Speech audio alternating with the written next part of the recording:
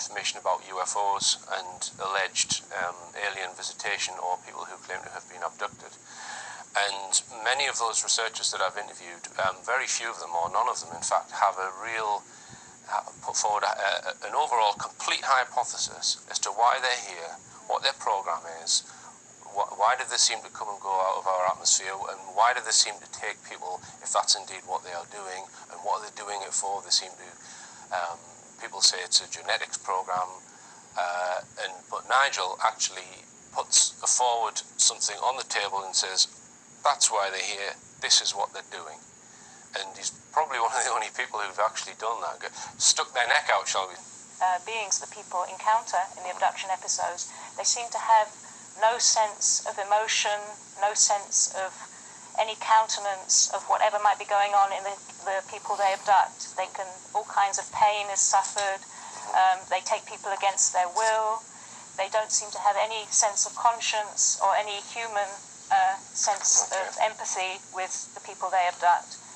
And it's almost as though there's some kind of robotic entity, and that is basically Nigel's hypothesis, that's what these grey alien beings are. They aren't capable of an emotional sense or a sense of empathy, simply because, not because they're evil, not because they're something, they have terrible intentions, simply because they're following a program and they don't know how to be any different. Those greys trying to get something that we possess that they don't. What are they trying to get? First of all, I think we have to talk about the origin of how perhaps these grey aliens came to be, Nigel's thesis, how he suggests they came to be in the first place. And the best way, I think, to explain that, and as he does explain it in his books and in his the articles he writes, he just take one look at our own technology and how over just the past 20, 30 years there's been exponential increases in technology, moves towards artificial intelligence and cybernetics, moving us towards gradually a state of being where many aspects of our lives are augmented by some kind of technological feature. They're talking about putting chips into people to deliver drugs, chips to enhance memory, and all kinds of various technologies that previously we used to do very well without, but now are totally indispensable to us. Now, people like Michio Kaku and Stephen Hawking, and of course Ray Kurzweil, they think this technological future that we're heading for, which some people call transhumanism, is absolutely wonderful, because we're heading towards a kind of physical immortality where we can, just using technology, go on forever. Okay? And we can, in fact, there's a company called LifeNaut in America, which is now doing an experiment, getting people to download into a computer all their ideas, all their daily actions. They put everything in there, their likes, their dislikes, with the hope of having a bank of information that they can one day put into some kind of robotic, artificially intelligent being, which will be them. Right. I think it was 2004. BT were inventing something called the Soul Catcher, and that's they were inventing this. It was a chip that would be connected somehow to the optic nerve and would take in all the information, all the sensory information around an individual throughout their life, implanted at birth, and that again could be put into some kind of artificially intelligent robot which could replicate them and be them in the future. But you would argue that it never ever could be them, because never could be them. Of course, it can't be conscious. Right. In fact, whoever did it wouldn't be there to appreciate it. Right. Now, what Nigel's saying is that perhaps, and in fact it's more than likely, because anybody looking at the trillions of planets out there would know there's got to be other life out there. It's not just us. And to being switched off, because they are now so far away from where they were. They were running on an autonomous program to actually go and find out, investigate, and really, perceiving beings like us that can, they can actually read electromagnetic potentials from living things and all of this. And some of these are highly coded in terms of our bodies and our beings.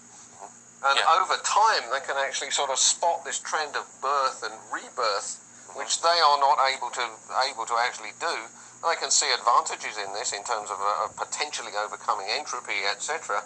and therefore they're trying to merge with this at the moment. But there is a problem why you can't actually, I mean, even if they had tried to put an override switch in there and say, right, don't destroy or don't do anything harmful to something like us, the creator being that created them, and they put everything about the creator, every piece of information about that creator into the artificially intelligent entity that they've sent out into space, and program that entity, don't do anything negative, don't harm anything like us because you're supposed to be protecting us. There's a problem there because there's something that you can't program into an artificially intelligent being, or you can't program at all because it's not physical. It's something that's of a nature that cannot be written down in an atomic format. And it's Nigel's thesis that ingredient that I'm talking about is a soul, and that information field that comes from beyond the physical universe, comes from before the state of physicality existed. That infinitely present information field cannot be written into the program. So if they come across beings that have that information field that doesn't have a physical quantum to it, they might see it as a threat because they can't. It's not in their information field. They can't cope with it, and they don't know not to harm that. Right. All they see it as is something that they don't know, they don't understand, and because they're ultimately the ultimate in artificial intelligence, they want to understand it. They want to conquer it. They want to further the program that's been put in them to extend the life of the information that's been given to them, their program. And therefore they try and work that in to us, to those, the entities so there's that are nothing here. malicious about this on they're just following a program. Right. They don't realise about what the consciousness really exists or anything.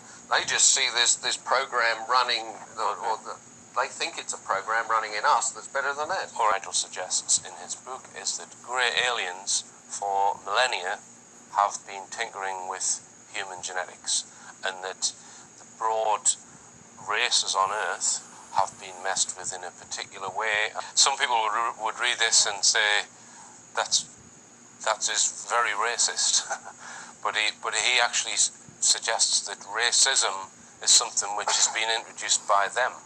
Is it? That's right, to create separate control groups, just as any scientific experimenter would, so you can watch safely within that, without any interfering factors, what's going on in that biological group.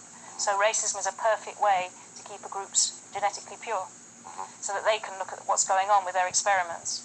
But John can perhaps explain So if I'm doing an experiment, for instance, with organisms, bacteria, and I want to do something, make a genetic change in them or whatever, very often we'll put in something called a reporter gene, which will then express and change the colour of the growth of the colonies, etc., within this plate.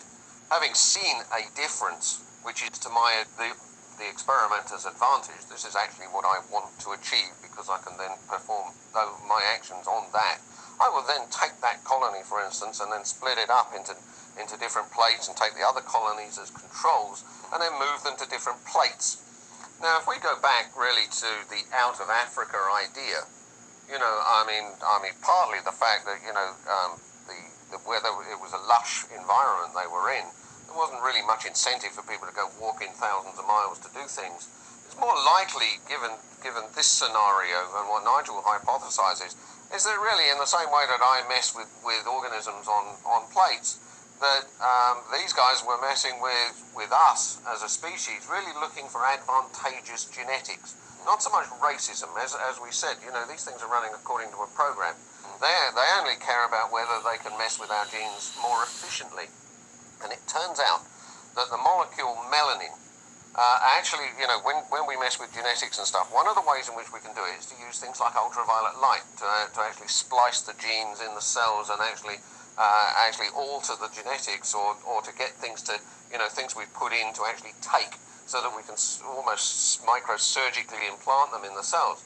The thing is, if these cells have got a lot of melanin in them, it's a dark pigment, it tends to absorb that light and diffract it and turn it into vibrations, etc. And then the light just doesn't get where it's really supposed to go. And so really, in the discovery, perhaps even accidental, discovery of subspecies of us, if you like, or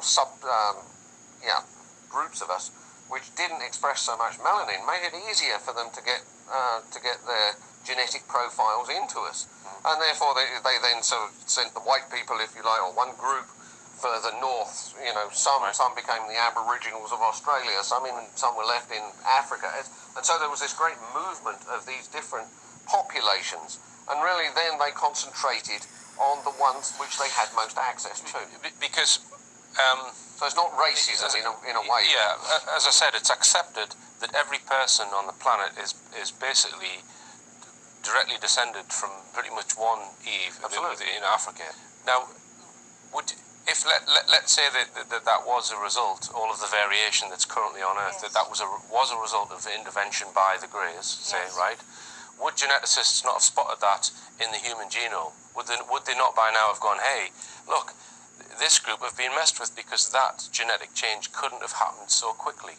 Would they not have spotted it?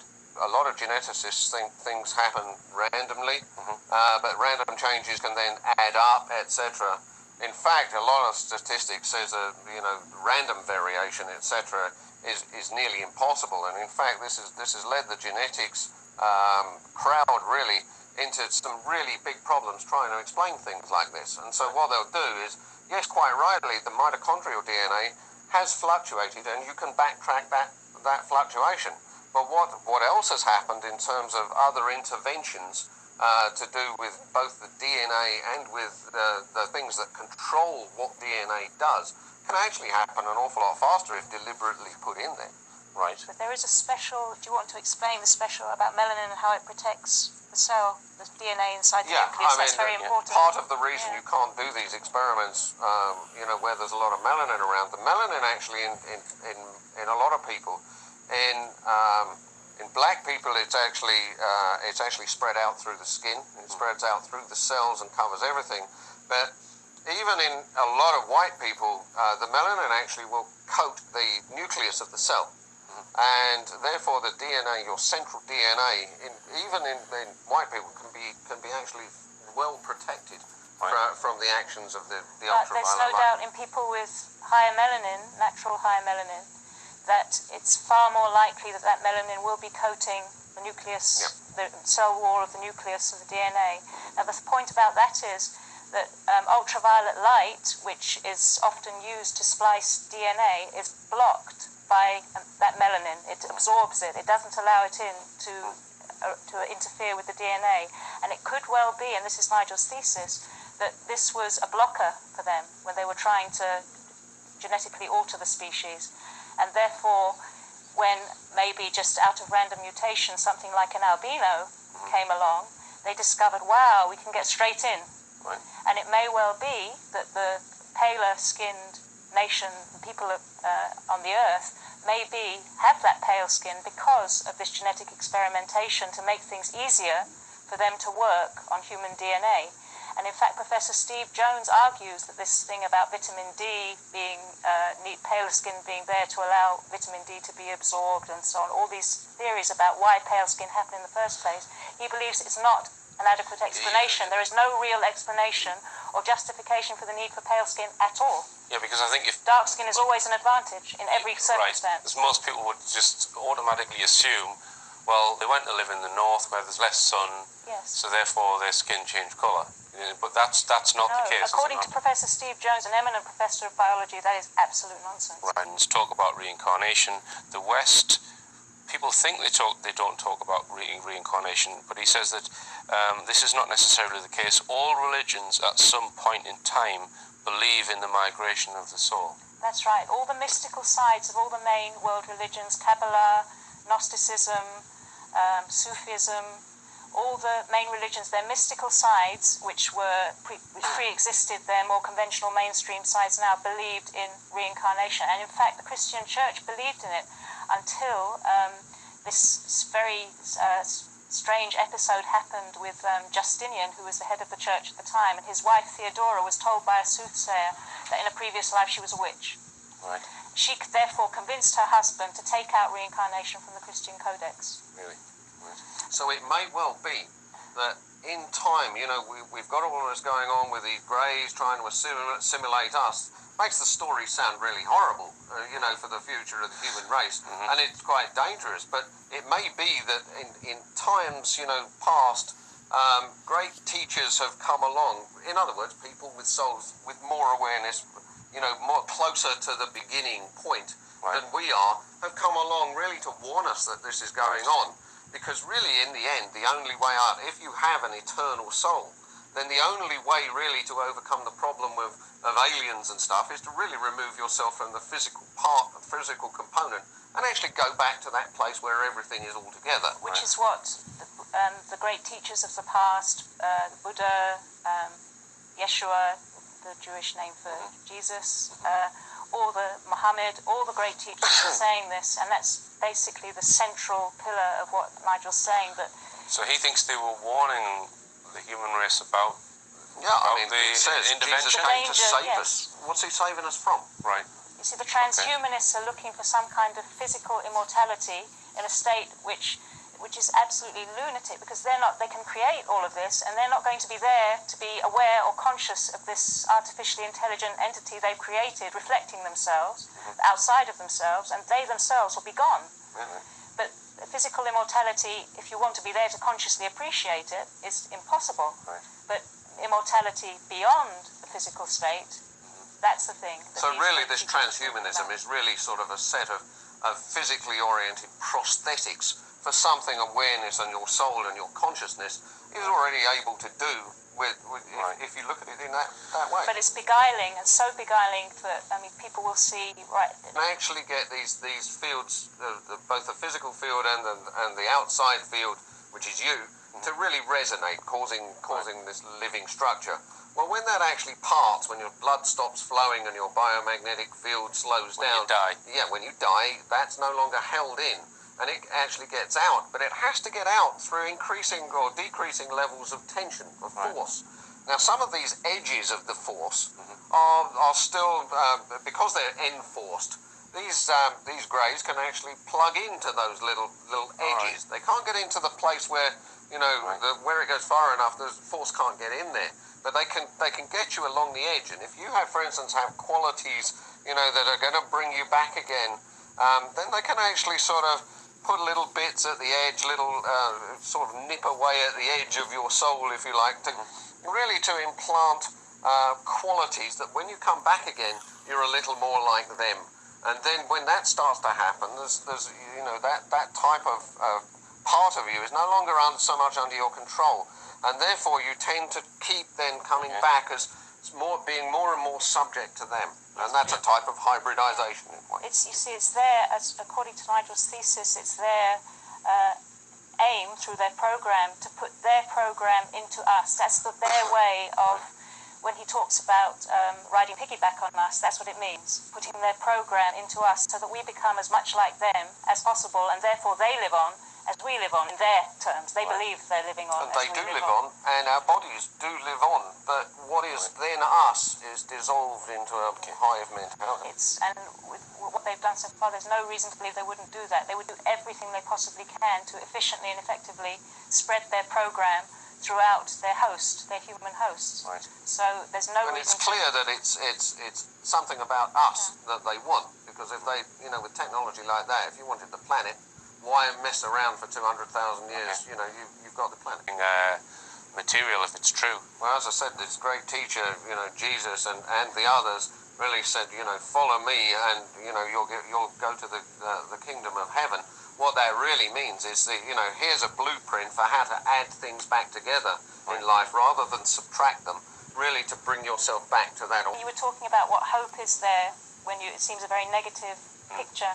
And throughout Nigel's book, as we've mentioned, he refers to the great teachers of the past and what they've suggested to all of us, and the qualities that to bring people together, to unite, to love and to care. That they always advocated that, not to be selfish, not to be self-centered. Okay. Now, Christ himself, there's several accounts in the Gnostic texts where Christ himself actually warned his apostles about this alien threat. In the second Apocalypse of James, in the Nag Hammadi text, he talks about the pitiless ones and how they will take souls by theft.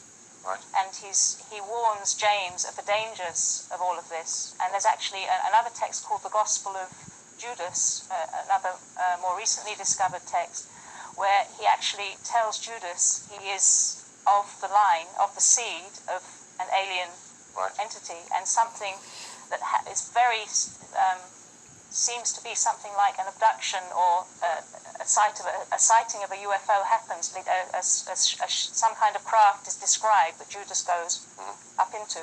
Okay. So if he was able to warn his apostles that something was going on here, that there is a serious threat here, that does suggest that he knew something, and what he suggested and what the other great teachers suggested, maybe there is an antidote to what these grey aliens are doing with interrupting our information field that traces back to the God-verse, what Nigel terms the God-verse. Maybe we can somehow break those interruptions by, in ourselves, resembling more that prior state where everything was together, where we weren't separate, where we weren't machine-minded. Okay. Exactly.